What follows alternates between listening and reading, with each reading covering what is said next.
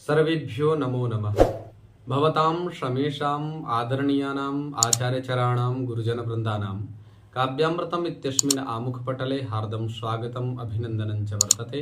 आप सभी संस्कृतनिष्ठ सभी श्रोताओं का काव्यामृतम इस आमुखपटल पर हार्दिक स्वागत एवं अभिनंदन है। मित्रों, आज हम लोग पुनः गोस्वामी तुलसीदास प्रणीत श्रीमद् रामचरितमानस के चिंतनात्मक अध्ययन में पुनः परिवर्तित होने जा रहे हैं।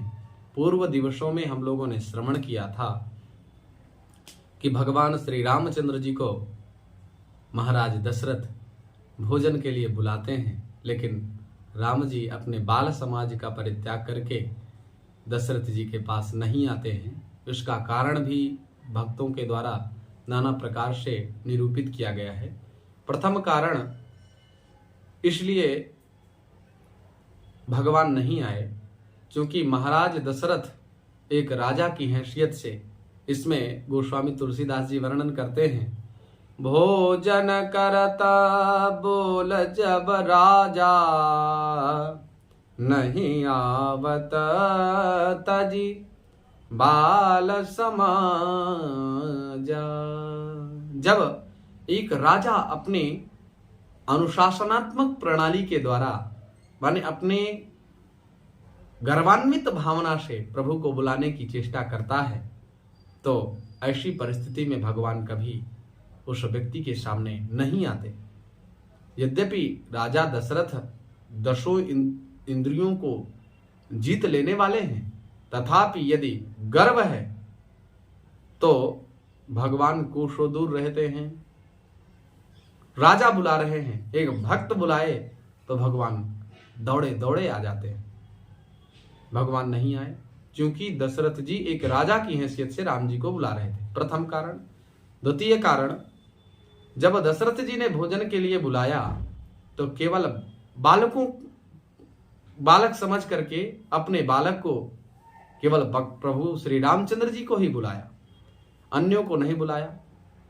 तो राम जी ने सोचा ये कैसा राजा है जो प्रजापालक, नीतिमान, धर्मज्ञ, सब कुछ नाना प्रकार के लक्षणों से समन्वित होने के बावजूद भी ये बताइए स्वार्थ के कारण अपने पुत्र को केवल बुला रहे हैं, क्या ये प्रजा पालन करेंगे?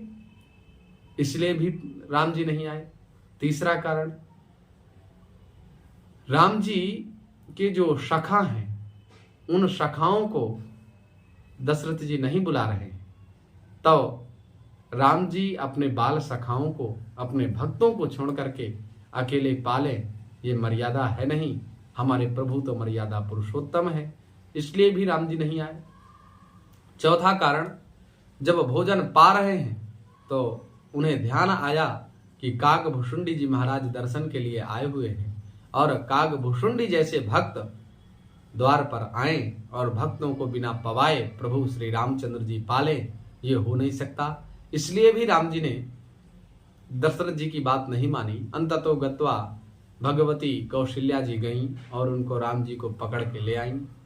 अच्छा, कौशल्या जी पकड़ ली, दशरथ जी नहीं पकड़ पा रहे हैं। कारण, जब कोई भक्त ज्ञान वैराग्य की दृष्टि से ब्रह्म को जानने की चेष्टा से भक्ति समन्वित होता है तो भगवान अपने आप को बचा नहीं पाते हैं, और साक्षात भक्ति पावनी माता कौशल्या जैसी भक्ति महारानी प्रभु को पकड़ना चाहें तो इसमें क्या आश्चर्य की बात है। भगवान पकड़ लिए गए, भोजन कर रहे हैं, और जैसे ही मौका मिला तुरंत बाल समाज की ओर भाग खड़े हुए। इधर विश्वामित्र जी सरयू नदी में स्नान करने के बाद महाराज दशरथ जी के आंगन पे पधारते हैं। बहुविधि करत मनोरथ जात लाग नहीं बार, करि मज्जन सरयू जला गए भूप दरबार। बहुत प्रकार से मन में विचार करते हुए, मनोरथ करते हुए, मनोकामनाओं को सोचते हुए विश्वामित्र जी महाराज दशरथ जी के आंगन की ओर प्रस्थान करते हैं और सरयू नदी में स्नान करने के उपरांत आखिरकार पहुंच ही जाते हैं। तब आगे की क्या स्थितियां हैं, उन परिस्थितियों का निरूपण आज के प्रसंग में हम लोग श्रवण करेंगे। मुनियागमन सुना जब राजा, मुनियागमन सुना जब राजा, मिलन गयौ लय विप्र समाजा, करि दंडवत मुनि सनमानी, निज आसन बैठा नहीं आनी, निज आसन बैठा नहीं आनी। जब मुनि विश्वामित्र का आगमन भूप दशरथ जी ने सुना तो मिलन गयौ लय विप्र समाजा, विप्र समाज को, विप्र मंडली को लेकर के ब्राह्मणों के साथ विश्वामित्र जी से मिलने के लिए गए। करि दंडवत मुनि सनमानी, निज आसन बैठा नहीं आनी। नाना प्रकार से दंडवत इत्यादि करने के उपरांत विधिवत विधि विधान सहित विप्रों का जो स्वागत होना चाहिए, यथोचित स्वागत सत्कार करने के उपरांत अपने आसन पर बैठाया। चरण पखारी किन्हियति पूजा, मौसम आजु धन्य नहीं दूजा।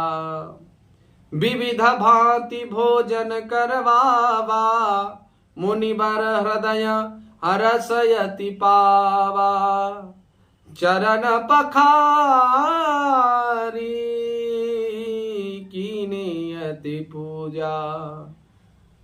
चरणों को धुनने के उपरांत चरणोदक संप्राप्त करने के बाद राजा दशरथ जी विधिवत आदर सत्कार करते हैं और बार बार कहते हैं, मुझ समान कोई बड़भागी नहीं होगा जो आप जैसे मुनि का मेरे यहाँ, और महामुनि ज्ञानी विश्वामित्र महामुनि ज्ञानी जो कि महान ज्ञानी हैं, ऐसे विश्वामित्र जी जैसे विप्र का हमारे यहाँ पादार्पण हुआ है, ये मेरे लिए सौभाग्य की बात है। ऐसे शिष्टाचार पूर्वक दशरथ जी महाराज उनको पूजन इत्यादि करते हैं और विविध भांति भोजन करवावा, और फिर अनेक प्रकार के भोजन करवाते हैं।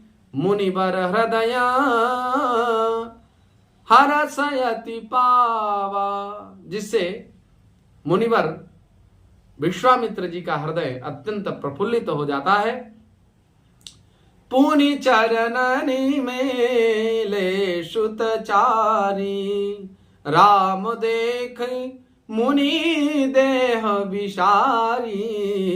भय मगन देखत मुख शोभा, जनु चकोर पूरन ससि लोभा। फिर राजा ने चारों पुत्रों को मुनि के चरणों में समर्पित किया, आदेशित किया, भैया विप्र महाराज आए हैं, प्रणाम करिए। सभी पुत्र आए और विश्वामित्र जी को प्रणाम किया।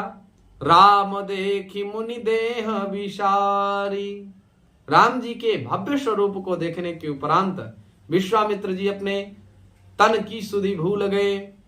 भय मगन देखत मुख शोभा, भगवान श्री रामचंद्र जी के मुख की शोभा को देखते ही ऐसे मग्न हो गए, जनु चकोर पूरन ससि लोभा।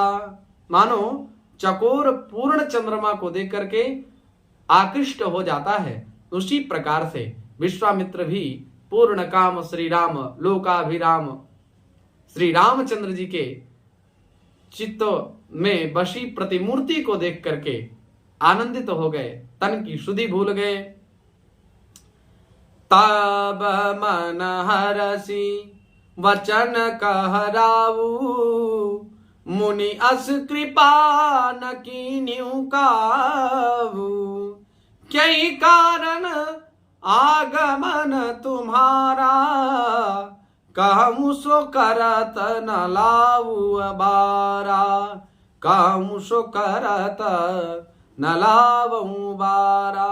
तब राजा ने मन में हर्षित होकर के कहा, हे मुनि, इस प्रकार कृपा तो आपने कभी नहीं की, अनायास कभी भी आप नहीं आए। आज अनायास आने का कारण क्या है? आज किस कारण से आपका शुभागमन हुआ? कहिए, मैं उसे पूरा करने में देर नहीं लगाऊंगा। असुर समूह सतावई मोही, मैं जाचन आयौ नृपतोहि।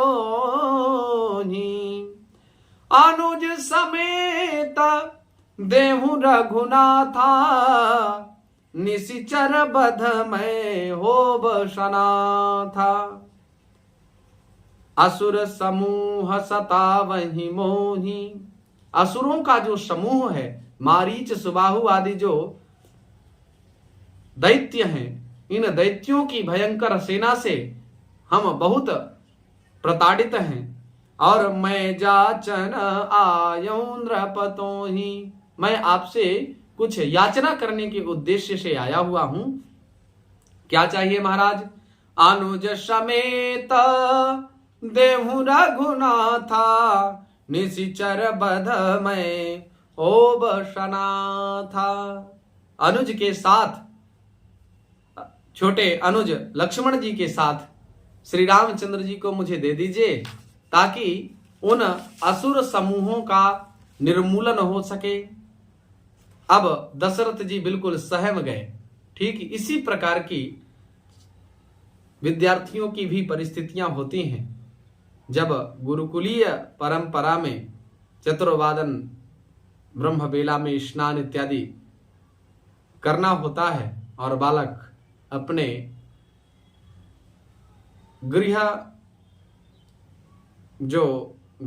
गृहवासी जन हैं उनसे जब अपनी मनोवेदना को संप्रेषित करते हैं, तो ऐसी परिस्थिति में घर वाले बेचारे परेशान होते हैं। अरे भैया, 4 बजे नहा लेते हो। ये हमारी नित्य प्रति दिनचर्या है। 1 दिन, 2 दिन, 10 दिन, 15 दिन, 20 दिन इसी प्रकार से शरीर को कष्ट होगा। फिर जैसे हमारी 8 बजे की प्रवृत्ति बन जाती है, उसी प्रकार से हमारी 4 बजे वाली भी प्रवृत्ति बन जाएगी और धीरे धीरे शरीर कष्ट प्राप्त करने के बाद नितांत सुख को प्राप्त करता है। ब्रह्म मुहूर्त में जगना बहुत ही स्वास्थ्य लाभ को प्रदान करने वाला है, इसलिए यह सब प्रक्रियाएं की जाती हैं। आज राम जी को जब विश्वामित्र ने मांगा, दशरथ जी बिल्कुल स्तब्ध रह गए। क्या कह दिया विश्वामित्र जी? देवु भूप मन हर्षिता, तजहु मोह अज्ञान, धर्म सुजस प्रभु तुम कहूं, इन कह अति कल्याण। विश्वामित्र जी महाराज कहते हैं, हे राजन, देहु भूप मन हर्षिता, हे भूप दशरथ, भगवान श्री रामचंद्र जी को मुझे दे दो। क्यों? ताजहु मोह अज्ञान, जो मोह से समुत्पन्न जो अज्ञान है, उस अज्ञान का परित्याग कर दो। इसी प्रकार से गुरुकुलीय गुरुजन भी कहते हैं कि मोह से आप प्लावित जो अज्ञान है, उस अज्ञान तम के प्रभाव से प्रभावित आप लोग बालकों की चेष्टाओं को और बढ़ाइए। बहुत बढ़िया करते हो। अरे क्या तुम 4 बजे जग गए, क्या करते हो, इतना ठंड। इस प्रकार की भावना से उनको अभिप्रेरित नहीं करना चाहिए, ताकि समाज में आगे चल करके वो एक दिशा निर्देशन कर पाए, समाज को एक नई दिशा दे पाए। हमारे समाज के लोगों को दिशाई उपदेश देने की बहुत आवश्यकता है, क्योंकि नित्य प्रति दिनों दिन इसी प्रकार की अराजकताएं और दुर्दांत परिस्थितियां बनती जाएंगी। इसलिए संस्कृत समाज, संस्कृत कर्तव्यनिष्ठ, संस्कृत सपूतों को ही आगे आना पड़ेगा। इसलिए बार बार दशरथ जी से विश्वामित्र कह रहे तजहु मोह अज्ञान, धर्म सुजस प्रभु तुम कहूं, इन कह अति कल्याण। हे स्वामी, इससे तुमको धर्म और सुयश की प्राप्ति होगी और इनका परम कल्याण होगा, विद्या अध्ययन कर पाएंगे। लेकिन दशरथ जी मोह के अज्ञान में गोते लगाते हुए राम जी को देने को तैयार नहीं है। सुनी राजा अति अप्रिय बानी, हृदय कंप मुख दुति कुमलानी, चौथे पन सुत पायं चारी, विप्रवचन नहीं कहूं विचारी, सुनि राजा अति अप्रिय बानी। राजा दशरथ जी जब विश्वामित्र कहते हैं कि मुझे राम जी को अनुज सहित दे दो, तो अति अप्रिय बानी, बहुत अप्रिय वाणी लगी विश्वामित्र जी की। हृदय कंप, हृदय कांप गया।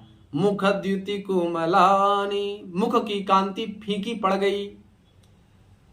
और उन्होंने कहा चौथे पन पायं श्रुतचारी, हे ब्राह्मण, मैंने चौथे पन में, चतुर्थावस्था में, जीवन हमारा 4 भागों में विभाजित है। 4 आश्रम है, ब्रह्मचर्याश्रम, गृहस्थाश्रम, वानप्रस्थाश्रम और संन्यासाश्रम। तो जो संन्यासाश्रम की स्थिति थी, उस समय दशरथ जी को 4 पुत्र संप्राप्त हुए। विप्रवचन नहीं कहूं विचारी, हे विप्र, आपने यह वचन विचार करके नहीं कहे। मांगहु भूमि धेनु धन कोशा, सर्वस देवु आजु सहरोषा, देह प्राण ते प्रिय कछु नाही, सो मुनि देवु निमिषय कमाही। हे विश्वामित्र जी महाराज, आप मांगिए क्या? बोले भूमि, और बोले धेनु, गौएं मांग लीजिए, धन, धन मांग लीजिए, कोशा, मेरा पूरा खजाना मांग लीजिए, सर्वस देव आज सहरोषा, सर्वस्व अपना प्रदान कर दूंगा आनंदित होकर के। लेकिन राम जी को देते नहीं बनता। देह प्राण ते प्रिय कछु नाही, देह से बढ़कर के व्यक्ति के लिए कुछ नहीं होता है। और अगर सो मुनि देव निमिषय कमाही, अगर तो आप कहो तो अभी तुरंत अपने शरीर का परित्याग कर सकता हूं, लेकिन राम जी को मत मांगो।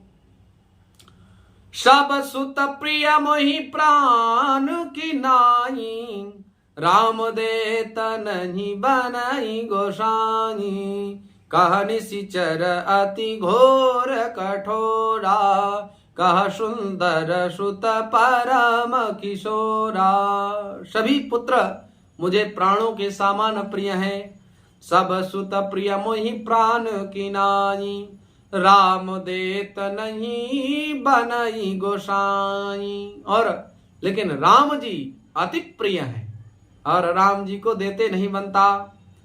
कह निशिचर अति घोर कठोरा, कहां तो निशाचर घोर मायावी एवं कठोर हैं, और कहां सुंदर श्रुत परम किशोरा, और कहां ये सुंदर मेरे पुत्र जो कि किशोरावस्था संप्राप्त हैं। ऐसे मेरे पुत्र उन राक्षसों का सामना कैसे कर सकेंगे।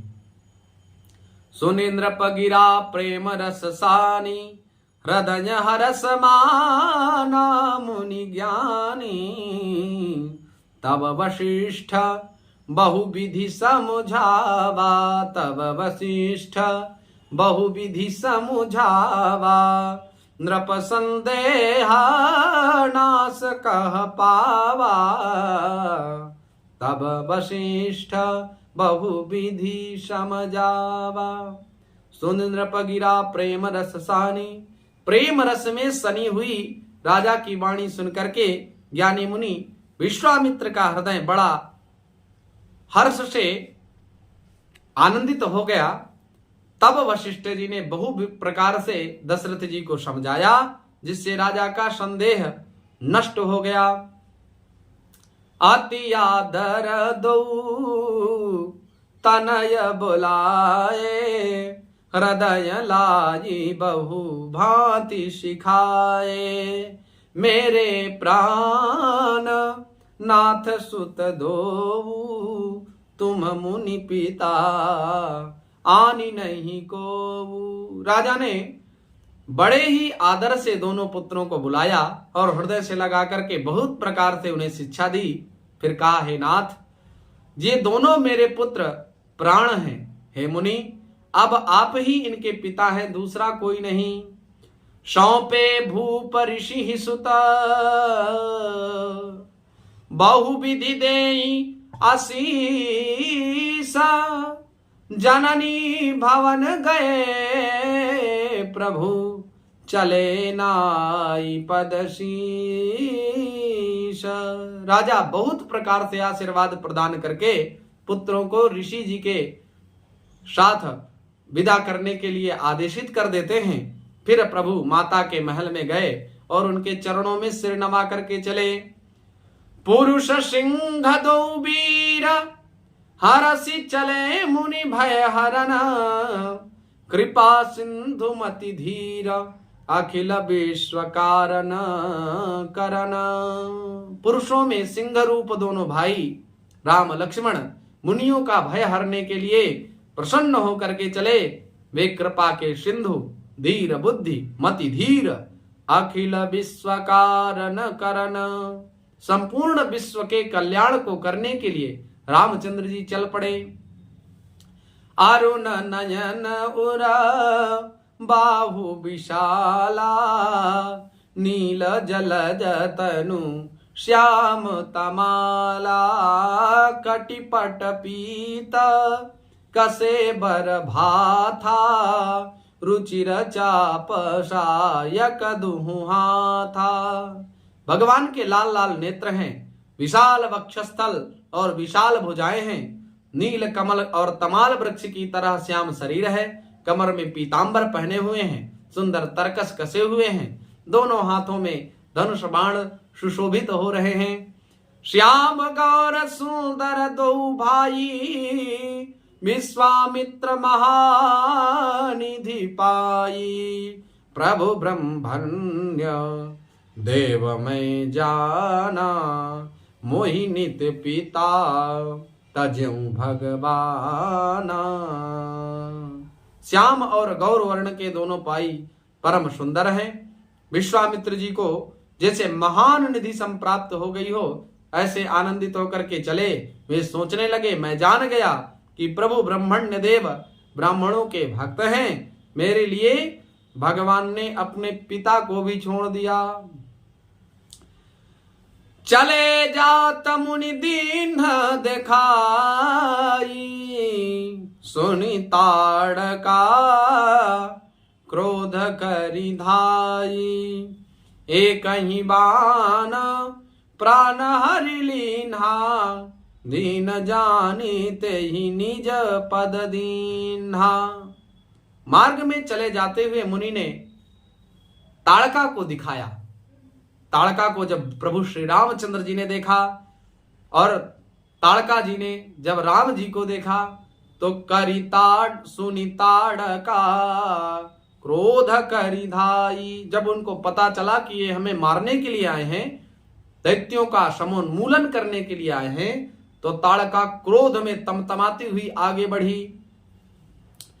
एक ही बाण प्राण हरि लीन्हा, दीन जानी नित्य ही निज पद दीन्हा। श्री राम जी ने एक ही बाण में उस ताड़का का प्राण हरण कर लिया और दीन जान करके उसको निज पद अपना दिव्य स्वरूप दिया। तब ऋषि निजी नाथ ही जिय चिन्ही, विद्या निधि कहूं विद्या दीन्ही। जाते लागन क्षुधा पिपासा, अतुलित बल तनु तेज प्रकाशा। तब ऋषि विश्वामित्र ने प्रभु को मन में विद्या का भंडार समझते हुए भी लीला को पूर्ण करने के लिए ऐसी विद्या दी जिससे भूख प्यास न लगे और शरीर में अतुलित बल और तेज का प्रकाश हो। आयुध सर्व समर्पिक प्रभु निज आश्रम आनी, कंदमूल फल भोजन दीन भगति हित जानी। तप के प्रभाव से विश्वामित्र जी को ऐसी ऐसी सिद्धियां थीं कि उन सिद्धियों के माध्यम से भूख नहीं लगती थी। राम जी को वो विद्या प्राप्त हो गई। सब अस्त्र शस्त्र समर्पण करके मुनि प्रभु श्री राम जी को अपने आश्रम में ले गए और उन्हें परम हितकर जानकर भक्ति पूर्वक कंदमूल और फल का भोजन कराया। तो इस प्रकार से भगवान मधुर भोग को प्राप्त कर रहे हैं। इसी प्रकार से भगवान श्री रामचंद्र जी मर्यादा पुरुषोत्तम, लीला पुरुषोत्तम, दोनों की कृपाएं हम लोगों के ऊपर बनी रहें, ऐसी मधुर मंगल आशा करते हुए वाणी को विराम। धन्यवाद। नमस्कार।